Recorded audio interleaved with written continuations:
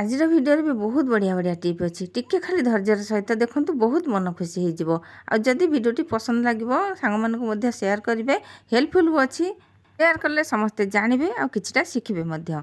नमस्कार cook with मुर्छना channel को बहुत बहुत स्वागत। भल भल टिप अच्छी मुझे जानची निश्चय भिडियोटी पसंद आसो तो चलते आरंभ करवा आज प्रथम टिप। यही बोतल जो आपण मैंने पानी पुराउछन्ति निश्चय पानी तले टिके पड़े पानी तो आम से पूरेवा किंतु पानी सब बाहर अधे पड़ जाए तो से एमती उपाय करूँ। आम कौन करवा जितेबाला आम पानी पुरेवा कि तेल भी भर्ती करुचे बोतल से कौन करवा एमती गोटे जेकोसी काठी हो कि एमती चामच हो आम देदेबा जदि एमती लगे पानीटा तादे पुरेवा देखूँ सबुतक पानी से बोतल में पशिव आ बिल्कुल भी बाहर टिके पड़ोनी नहले जेकोसी डंकी फंकी गोल नाड़ थी से भी बहुत बढ़िया हम। तो एमती मु चामच देखा करी आठी देखूँ चामच मु पानी पुराऊँ देखूँ जमा भी पानी तले पड़ोनी सबुतक से बोतल में पशिव। आउ देखो ये मुझे पाइप गोटे चामच अपेक्षा पाइप भी भल हम पाइप रे जमा भी तले पड़ोनी चामच टे चेपटा भाया अच्छी ये देखो पाइप रे पुराऊँ पानी जमा भी तले पड़ोनी चामच टे चेपटा थिला से टिके जहाँ भी हेले एपट सेपट हाथ हलीज कि तले पड़ार चान्स थिला किंतु पाइप रे जमा भी नुहे। एमती सरू मुह वाला बोतल रे जो आम तेल पुराऊचे सी भी निश्चय तेल एपट सेपट होकर पड़ जाए तो एमती उपाय करूँ आपंकर तेल हो पानी हो जमा भी गोटे ठोपा भी तले पड़ोनी। मत तो बहुत पसंद आसी टिप्टी आपको केमती लगला कमेंट निश्चय जनइबे। एबे जीवा आम नेक्स्ट टिप को सार्ट पैंट आम सब किसी सफा करचे सब सफा करचे हेले आम सार्ट जो सफा करचे जो सार्ट गुड़ाक तार कलर हो से जो हाथ गुड़ाक हो काख हो एगुड़ा सब मली जमा छाड़ेनि जदि वाशिंग मेसीन सफा करेंगे जमा भी छाड़बनी हाथ में सफा कले जदि आम रगड़ा ता भी छाड़बनी तो आम कौन कले ये सब बढ़िया भाव में छाड़ीज अति सहज उपाय आसतु जाना आम केमती सफा करवा ये सब बहुत बढ़िया भाव में देखो ये मुझे सफा कर सार्टी यार आपको मुझे किपर सफा कर देखूँ देखो यहाँ मली होती वाशिंग मेसीन जमा भी सफा करनी पदा को नहीं आसली माने बाथरूम को नहीं आसली सफा करने को ये टी कलरटा धला अच्छी ये छाड़बनी मेसीन रे सफा कले छाड़बनी देखा तो से मुझे कहली भाविली जाऊँगी बाहर सफा करने तो ये कलर गुड़ाक तो छाड़बनी काचिले भी जिते रगड़े हाथ कण हो जमा छाड़बनी ये आम नहीं सांपो सांपो आम नहीं निश्चय आम एमती क्लिनिक प्लस सांपो नवा क्लिनिक प्लस सांपो बहुत बढ़िया सफा हम आउ जेकोसी सांपो मत कहीं पसंद आसेनी मत यही सांपोटा बहुत पसंद आसे मु सब बेले भी मुंड सफा करे यही सांपोरे तो जेकोसी जिनस आम सफा करवा से तो लगेदेली सांपो को तापर आम ये नहीं जा खंडे आलू जाली सांग मैंने आलू जाली जदि आम एमती करके सफा करवा ना देखिए सार्ट बहुत सफा हो सार्ट हो पेंट हो जहाँटा जिद्दी मली जदि छाड़ू नमती टिके सांपो लगेदेवे आउ ये आलू जाली नहीं आसबे भल भाव में एमती बड़ खंडे नहीं आसबे टे जाकी जुकी पूरा करदे गोटे बड़टा ताको एमती हाथ में धरिकी पूरा घषे देखो केमी घषुची मु घषे बेसी जमा भी घषा पड़ोनी मात्र 2 मिनिट रे छाड़ीज आपन भावुथे बेसी समय लगे जमा भी समय लगभग देखो टिके खाली मुझे लगेदेली देखो यहाँ धला सार्ट किंतु पूरा चिन्ह भाया हो जाता देखो ये केते सुंदर भाव में केते शीघ्र छाड़ीगला सेमिति खाली सांपो लगे हाथ जदि घसी था एत शीघ्र छाड़ी न था।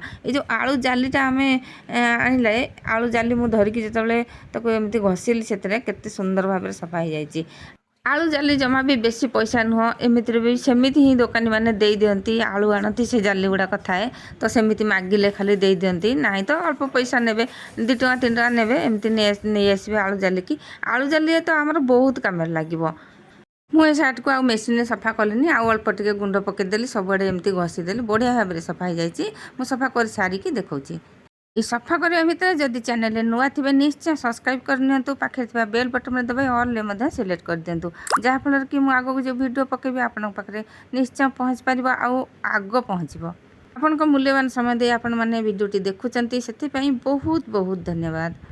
आउ ये देखो मत 5 मिनिट भी लगलानी मुझे सफा करने को सार्टर कलर हो हाथ हो सब पूरा सब बढ़िया भाव में सफा हो जाए सब गुड़ाक मेसीन सफा करने उचित नुहे जदि मेसीन आम सब गुड़ाक सफा करवा तो सेठी तो मेसीन एमती सार्ट कलर फलर सब छाड़बनी ता सहित बेसी पानी खर्च हम इलेक्ट्रिक बिल जीव ता सहित सर्फ गुंड खर्च हम सर्फ गुंड ना लिक्विड भी खर्च हम ସେଥିପାଇଁ ଆମେ ଏ ଯେଉଁ ପତଳା ପତଳା ସାର୍ଟ ହଉ କିମ୍ବା ଛୋଟ ଛୋଟ ଜିନିଷ ହଉ ହାତରେ ସଫା କରିଦେବା ଭଲ। ତ ଏବେ ଯିବା ନେକ୍ସଟ ଷ୍ଟେପ୍କୁ। ପିଆଜ ଆମେ ମସଲାରେ ବାଟୁଛେ, ପିଆଜ କାଟିକିରି କଞ୍ଚା ଖାଉଛେ, ଆଉ ପିଆଜ ବି ସାଲାଡ଼ କରୁଛେ। ଜାଣିଛନ୍ତି ସାଙ୍ଗମାନେ, ପିଆଜରେ ଏତେ ବଢ଼ିଆ କରି ଡିଜାଇନ୍ ଆମେ କରିପାରିବା, ବହୁତ ବଢ଼ିଆ ହେବ, ମାନେ ଦେଖିଲେ ମନ ଖୁସି ହେଇଯିବ। ପ୍ରଥମେ ଭଲ ପିଆଜ ଗୋଟେ ନେଇଆସିବା, ବଡ଼ ପିଆଜ ନେଇଆସିବା। ତ ତାପରେ ଆମେ କ'ଣ କରିବା, ତାର ଦୁଇ ପଟରୁ କାଟିଦେବା। ଏପଟ ମୁଣ୍ଡ ପଟ, ତାର ଲାଞ୍ଜ ପଟ ସବୁ କାଟିଦେବା ଭଲ ଭାବରେ, ଆଉ ତା ଚୋପା ଗୁଡ଼ାକ ଉପରୁ ଭଲ ଭାବରେ ଛଡ଼େଇଦେବା, ପରିଷ୍କାର କରିଦେବା। ଆଉ ପିଆଜରେ ତ ଛଡ଼େଇଲେ ଚୋପା ତା ଉପର ଗୁଡ଼ା ଟିକେ ଟିକେ କଳା କଳା ଦେଖାଯାଏ। ତ ଯଦି କଳା କଳା ଦେଖାଯାଏ ତାହେଲେ ତାକୁ ନେଇକି ଧୋଇଦେବେ, ପାଣି ଦିହରେ ଧୋଇକି ନେଇଆସିବେ, ଯେମିତି ବଢ଼ିଆ ଦେଖାଯିବ, ପରିଷ୍କାର ପୁରା ଦେଖାଯିବ।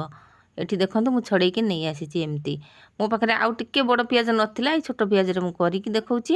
ଏଠି ଦେଖନ୍ତୁ, ତାପରେ ପିଆଜକୁ ଭଲ ଭାବରେ ଛଡ଼େଇଦେବା। ଆମେ କାଟିବା, କେମିତି କାଟିବା, ତା ମଝିରୁ ଏମିତି ଛୁରୀକୁ ଦେଢ଼େଇକି ମାନେ ତେର୍ଛେଇକିରି ଏମିତି ରଖିକି କାଟିବା। ଏପଟ ଏମିତି ଧରିକି ତେର୍ଛେଇକି କାଟିବା, ସେପଟ ତେର୍ଛେଇକି କାଟିବା।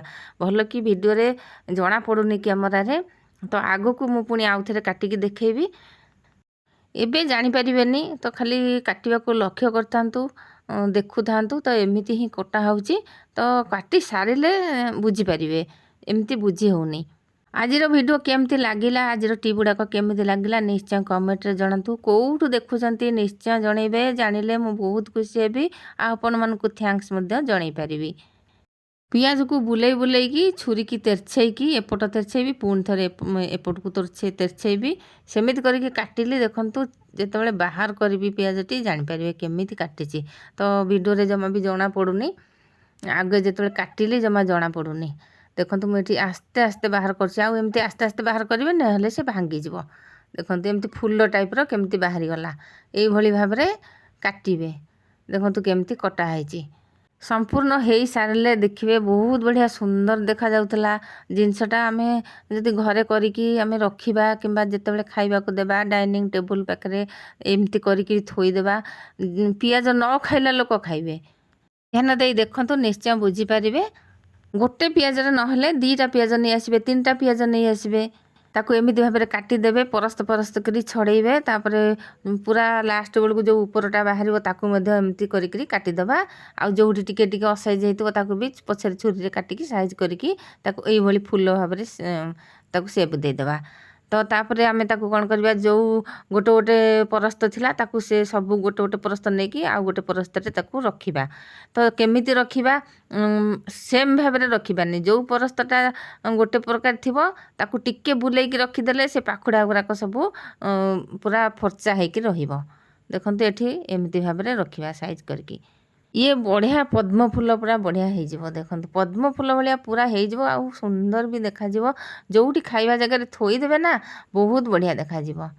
ଆମେ ସାଲାଡ଼ କରୁଛେ, କାକୁଡ଼ି ସାଲାଡ଼ କରନ୍ତୁ କିମ୍ବା କୌଣସି ସାଲାଡ଼ କରୁଛେ, ତା ଦେହରେ ପିଆଜ ଦରକାର ହେଉଛି। ଯଦି ଘରକୁ କୁଣିଆ ଆସିଥିବେ, ଏମିତି ସେପ୍ରେ କାଟିକି ପିଆଜକୁ ଦେଇଦେବେ ନା, ସେମାନେ ପୁରା ଖୁସି ହେଇଯିବେ। ଆଉ ସେ ତ କହିବେ ଏମିତି ପିଆଜ କେଉଁଠି ମିଳୁଛି, କେଉଁ ମାର୍କେଟରୁ କିଣିଛନ୍ତି। ତ ଘରେ ଆମେ ଏମିତି ଭାବରେ ତିଆରି କରିକି ଯଦି କୁଣିଆଙ୍କୁ ଖୁସି କରିପାରିବା ତାହେଲେ ବହୁତ ବଢ଼ିଆ। ଏଠି ତ କ୍ୟାମେରାରେ ଭଲ କି ଦେଖା ହେଲାନି, ଏମିତି ହିଁ ଦେଖାଯିବ ପିଆଜଟି। ଘରକୁ ଯେଉଁ କୁଣିଆ ଆସିଥିବେ ନା, ସେ ପ୍ରଶଂସା ନ କରି ରହିପାରିବେନି। ଆଜି ପାଇଁ ରହୁଛି, ପୁଣି ଆଗକୁ ଆସିବି ଏମିତି ନୂଆ ନୂଆ ଟିପ୍ ନେଇ। ସେ ପର୍ଯ୍ୟନ୍ତ ରହୁଛି। ଜୟ ଜଗନ୍ନାଥ।